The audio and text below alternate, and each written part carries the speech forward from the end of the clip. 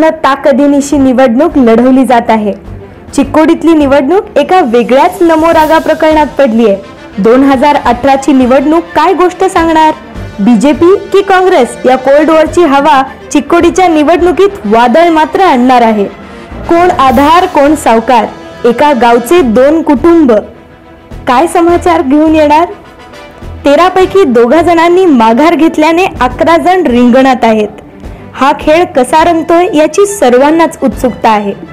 प्रचाराची सुरुवात जशी धडाडीची आहे तसाच शेवटही गोड असावा आणि झाला पाहिजे असे नागरिक म्हणतात। 2019 लोकसभा निवडणुकीसाठी हुक्केरी मतक्षेत्राच्या विश्वराज भवन येथे बीजेपी कार्यकर्ते श्री अण्णासाहेब जोळले यांनी जनतेकडून भरघोस मतांनी आशीर्वाद मागितला आहे आणि मोदींच्या विजयाची तसेच बीजेपीला जिंकून आणण्याची मागणी केली आहे। एकीकडे मागे हरलेला वाघ आणि दुसरीकडे स्वतंत्र भरारी घेणारी घार।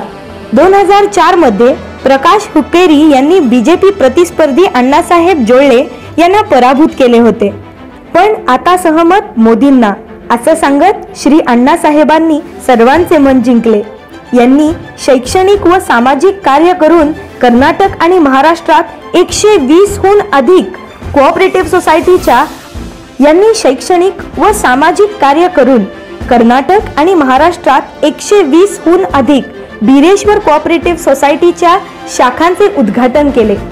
ते तेलबिया उत्पादक संघटनेचे अध्यक्षही आहेत। या जोळले जोडप्याने फाउंडेशन तर्फे अपंगांसाठी शाळा पण चालवली आहे।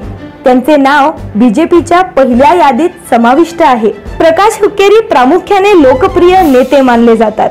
2013 मधल्या निवडणुकीत प्रकाशित झालेल्या 1.49 लाख मतांपैकी सर्वात जास्त मतांचे मानकरी काँग्रेसचे प्रकाश हुक्केरीच होते। त्यांच्या कामगिरीतूनच त्यांच्या कामगिरीमध्ये भरपूर कुटुंब यांचा साथ देतील असा त्यांचा विश्वास आहे।